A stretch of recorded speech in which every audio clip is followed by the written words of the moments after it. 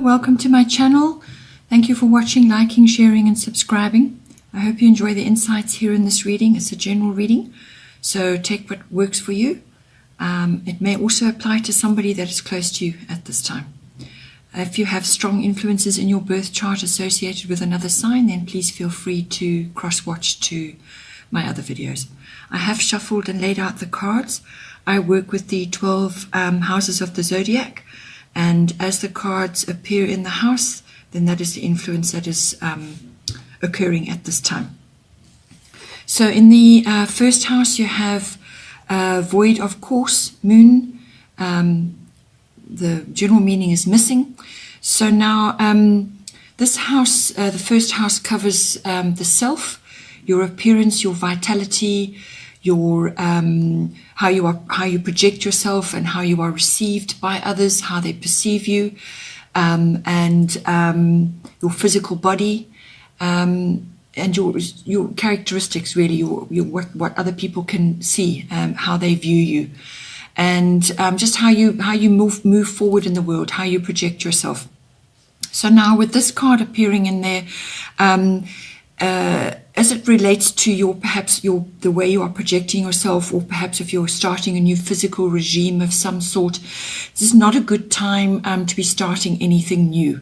Rather wait until you feel that it's the right time to move forward. So don't take action and launch yourself into new paths or impulsive actions of any sort. Just do not do that. Take no action.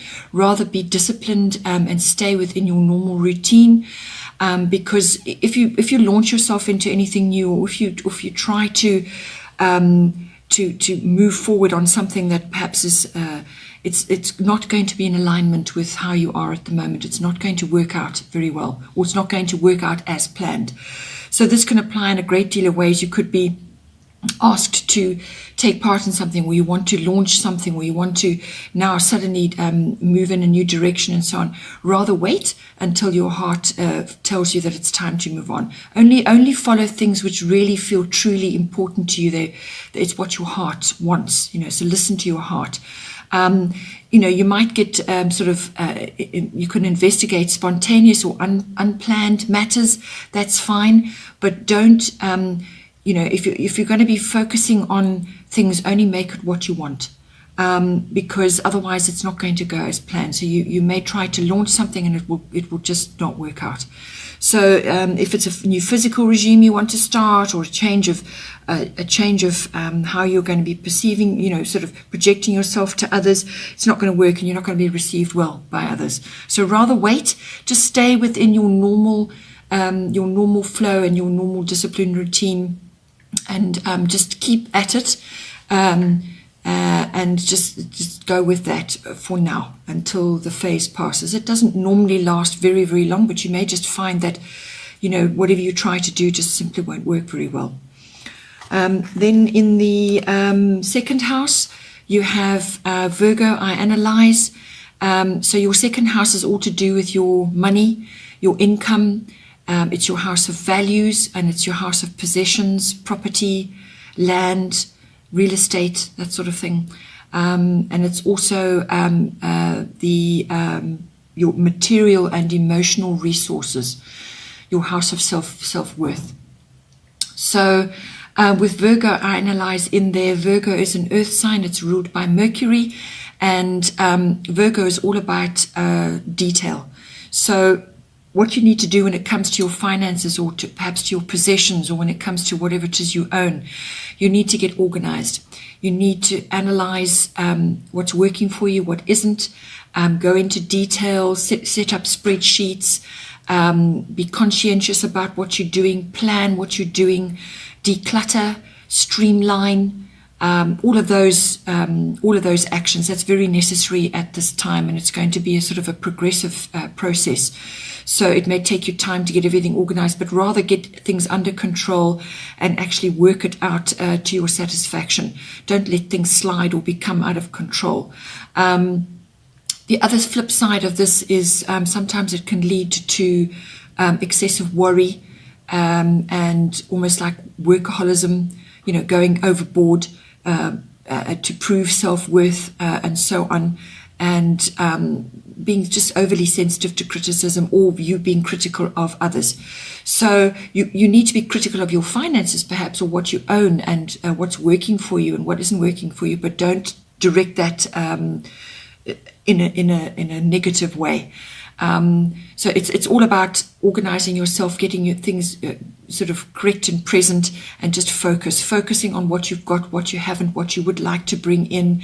Get out your spreadsheets, do whatever it is you have to do to declutter and get organized, because that's going to be necessary now. Then in your third house, you have the fire element. This is desire. Your third house is everything to do with communication of all kinds. So that's verbal, body language, written. It's the house of contracts as well. And it's also dealing with your siblings and your aunts and uncles and cousins and so on. So whatever it is, however it comes up for you, whether it's perhaps a new element within your job, communication. It's a very fiery element. You can expect changes and new beginnings. There could be a bit of a wake-up call there as well. So it's a fiery new beginning. It's almost like scorched earth policy, just blitz. Things will be blitzed, and out of that will come a new beginning, which is obviously going to be better for you. But you literally are clearing out what isn't working and moving forward with that. It's passionate, so you could be very communicative and very passionate about what you're saying, what you're writing. So obviously just keep that in check. Don't be, go overboard and be too aggressive or too forceful or too impatient with others or too impulsive. This can have many manifestations, but ultimately it's take action, or action will be thrust upon you. It could also be ego, sort of the rise of the ego, or having the ego sort of slapped down, if you want to call it that. But so keep that in check as well. As I say, it's about directed action. It's about focus. It's also creative. It's very assertive, and it's honest.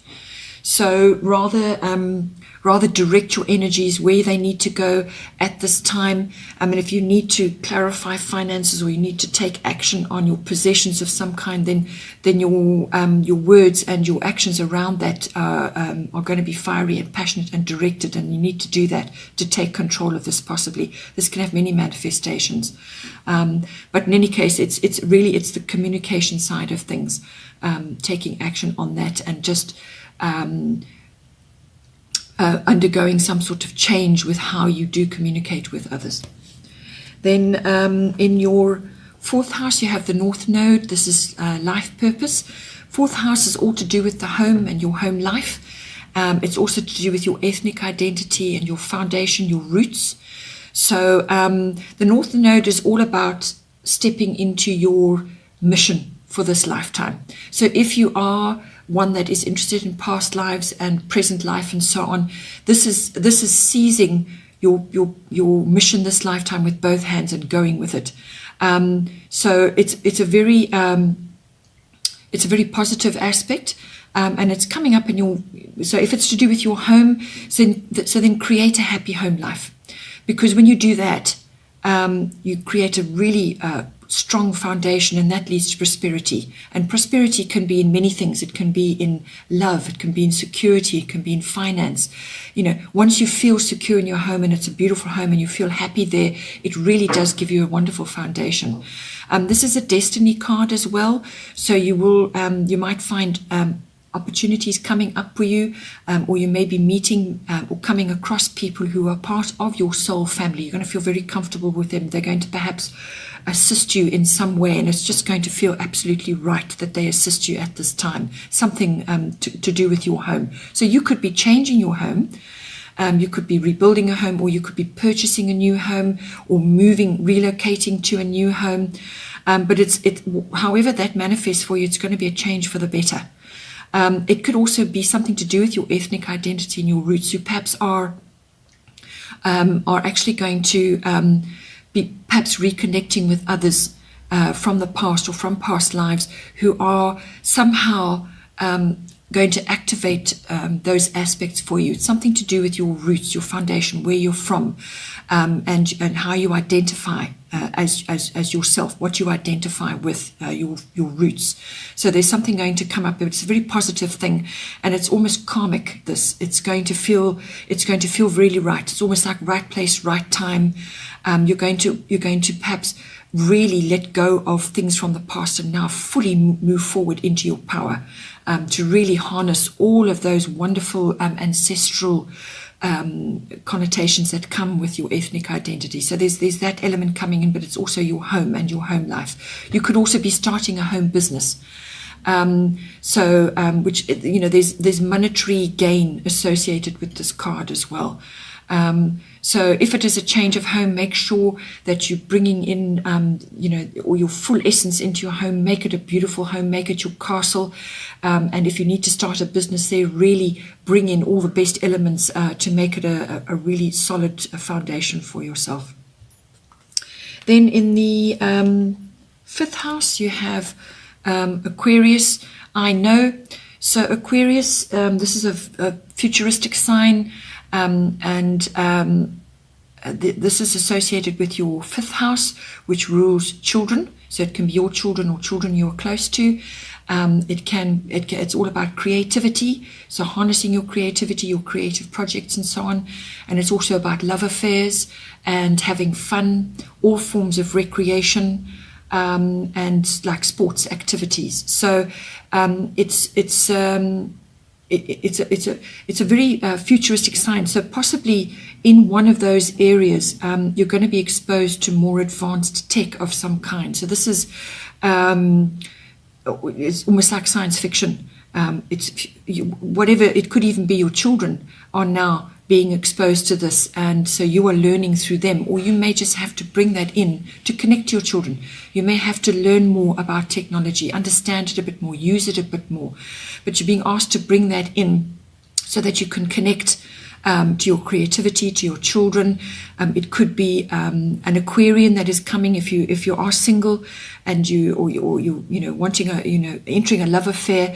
That there could be an Aquarian kind of person coming, and they may not necessarily be an Aquarius, but they may have aspects in their charts which gives them that mask of being an Aquarian, or they have elements, or Uranus is very strong on their chart. So these people are androgynous. They don't like emotional dramas. They prefer the bigger picture. They prefer to focus on the future and on the bigger vision. So they like to look far into the future. That is their prime motive, prime function, is to see the future and to lead the way in that. So this person could be involved in advanced tech, or be just somehow involved with robotics or science fiction. Could be a writer, could be an artist. But Aquarians can be quite eccentric. They can be very different. There can be gender issues there. So they may come across, they may be a girl or a guy, but they come across as quite masculine or quite feminine. So, there's that kind of element coming in. And it could, they're androgynous. So they can look neither male or female, but or be female, but have quite strong features and so on. Then if it's your children that are being exposed to the Aquarian energy, they may be going through a phase where they are have unusual friends, or they're learning new technology, or they could just be having really be interested in advanced things, or just having it's reading a lot of science fiction and so on. So there's different ways that this can be coming about, but in any case, this is also about a kind of genius, a kind of eccentricity, but there's genius in there as well. So whether you're bringing these elements into your creativity, perhaps you are in a creative field, technology is going to be playing a major part, and you've got to harness the genius within.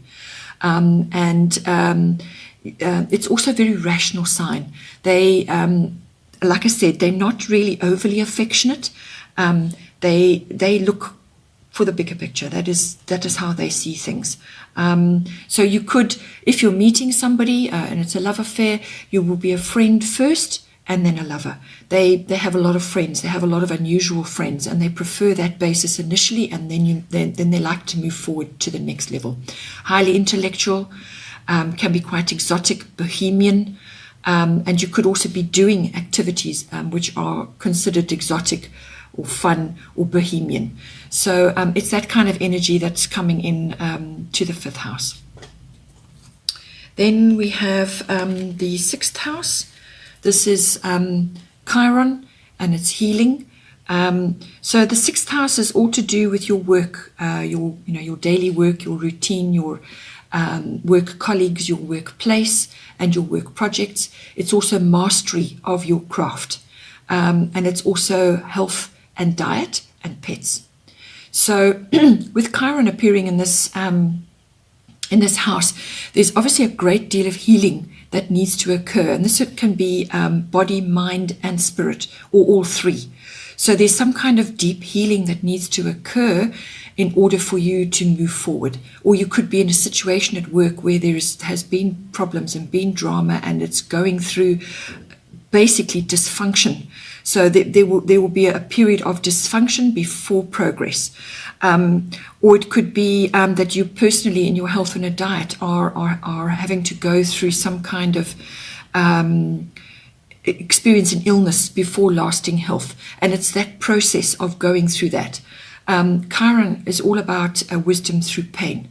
And it's wounds, deep wounds. Now, wounds let the light in.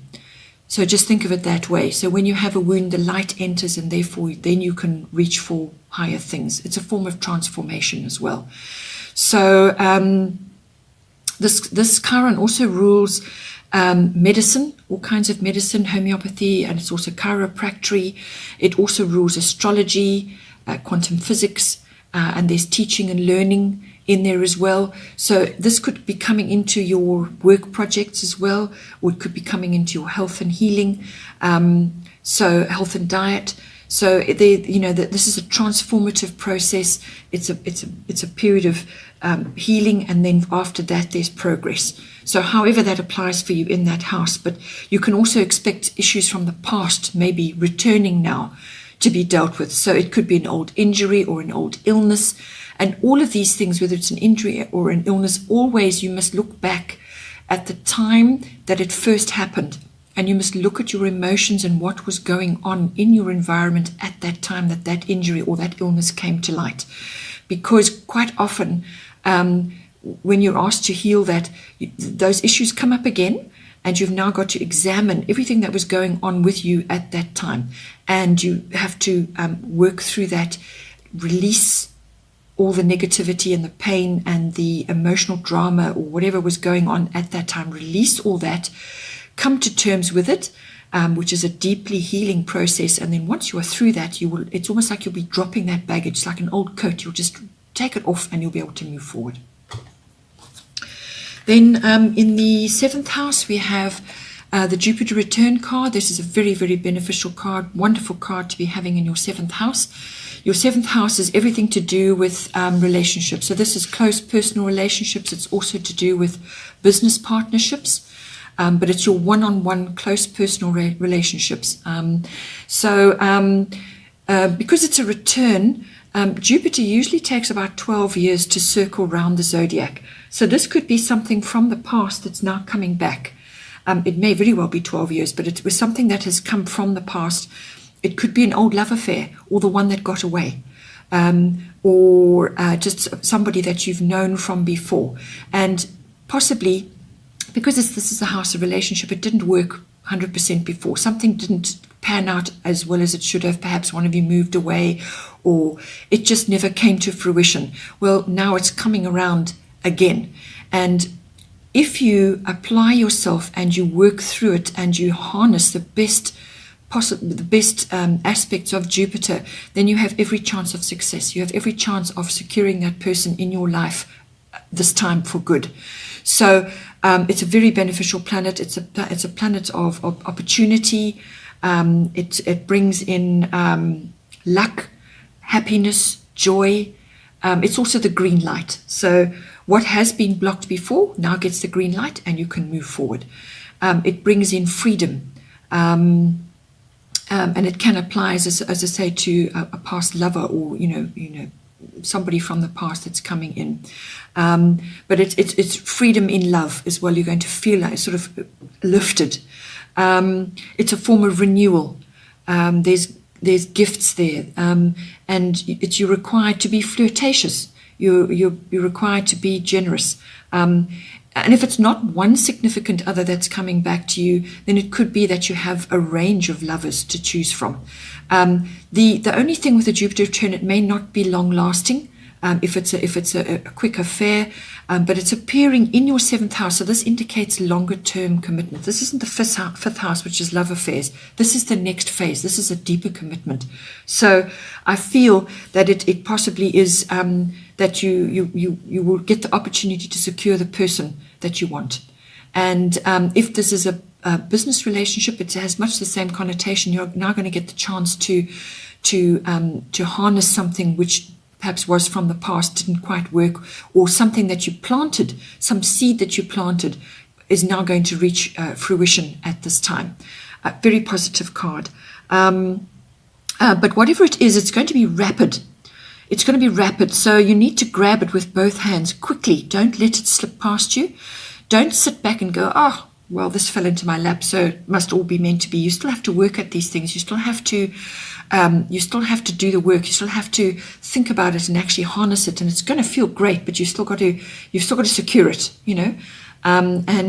This card is also about being grateful, expressing gratitude for whatever blessings are coming to you at this time. This can also be if you're not meeting somebody new and you're already in a relationship, have been in a relationship. It's kind of, this is renewal.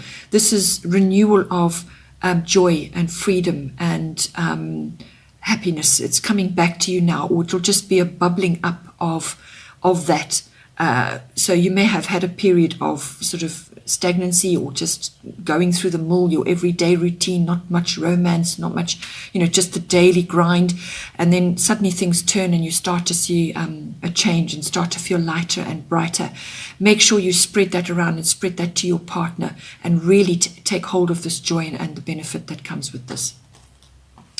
Then in the 7th house, we have Libra, in the 8th house, we have Libra, I balance. So I feel this is carrying on from the 7th house as well, because this is the house of deeper commitment. So it feels to me like it's somebody coming back to you and you're now going to be making a firmer decision with them, or it could be just the renewal of an existing relationship and now you're going to be putting it down to make it more permanent. This is the sharing of all resources between you, emotional and physical and monetary. So this is about making that deeper commitment. It involves a decision of some kind, and it's about balancing the scales between you. And if this is a business relationship, it has all the same kinds of qualities.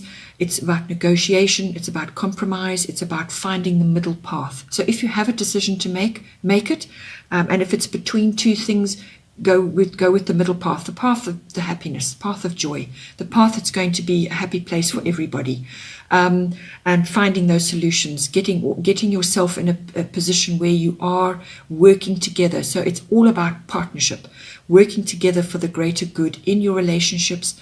If it's a personal or a business, or could be both, but it's finding that harmonious ground.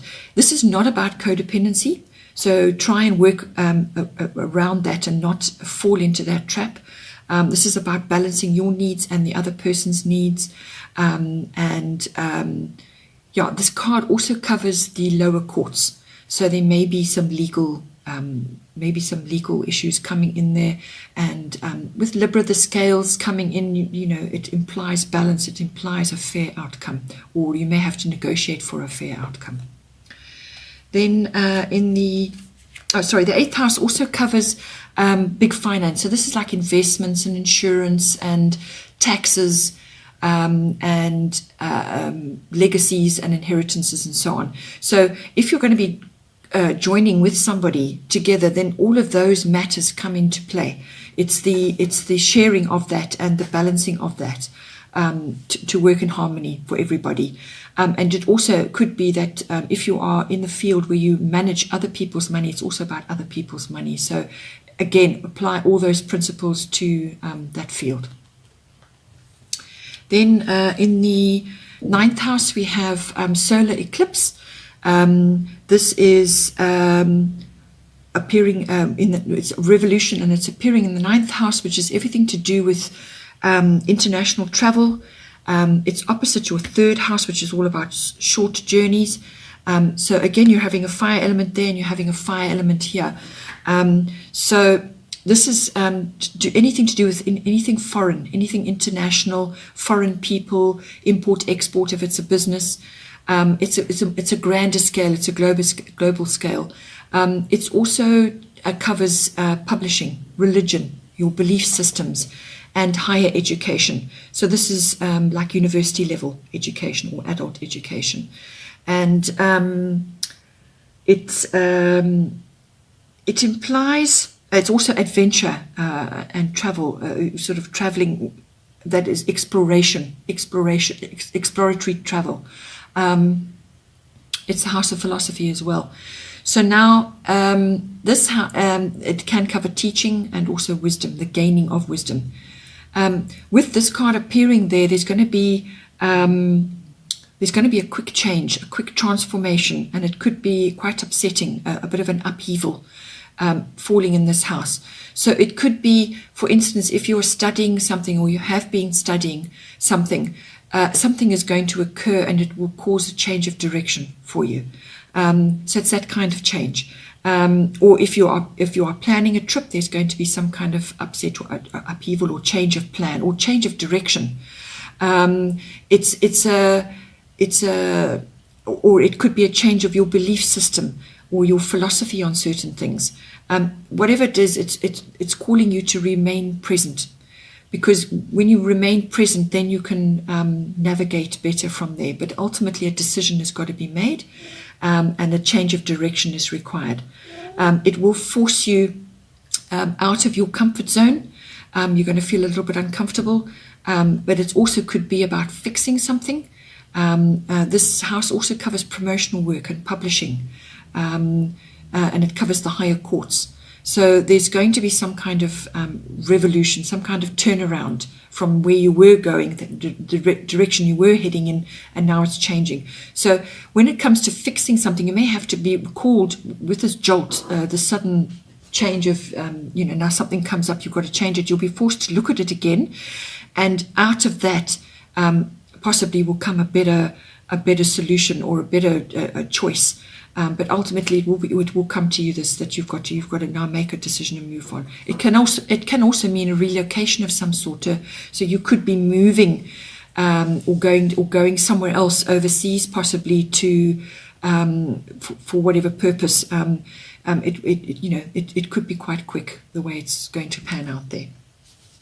Then in the 10th house, this is the house of career, the house of ambition, public status, your reputation and your fame. It's also the house of authority figures.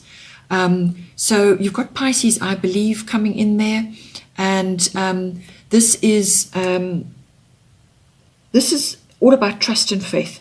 So you may have a dream that you're trying to follow, and it's just not looking clear at this time. Things are looking a little bit uncertain, a bit murky, unclear, because it's a watery sign. You may not just be able to see things 100%, and it's calling you to have a bit of trust and faith, a bit of belief in yourself and in that you will find the right path.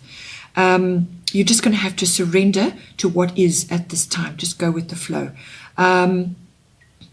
It also covers people who are artistic, so it's artistry, it's musical studies, composing, that kind of thing. So you could be wanting to move into that, or it could be coming into your career in some way, shape or form.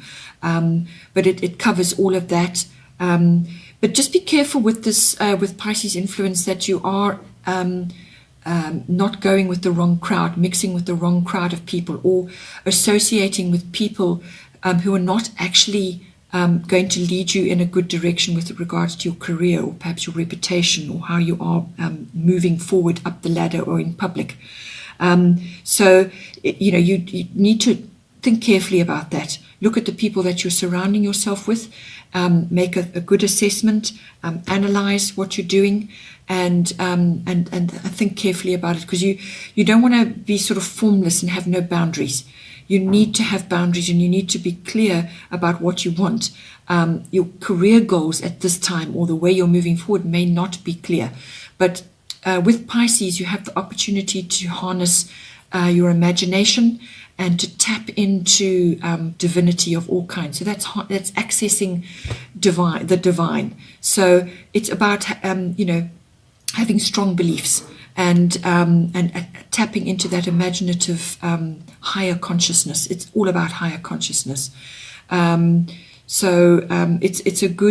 It's a good card if you're in the arts, if you're writing, if you're going to be accessing all of those abilities.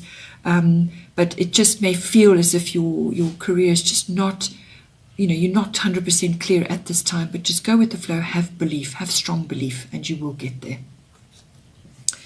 Then in the 11th house, we have part of fortune. This is increase.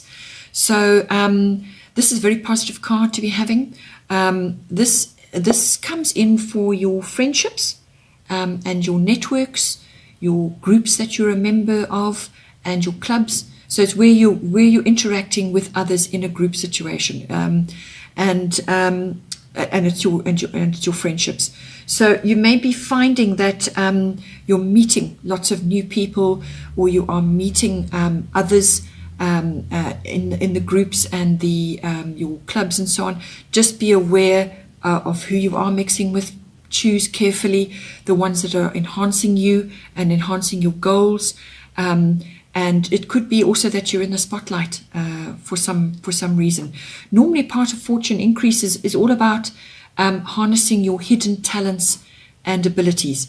So this may be something that you perhaps know about subtly. You have this ability, or you have this talent, but it's never been worked on. You've never really focused on it much, or perhaps your upbringing didn't allow you to focus on that.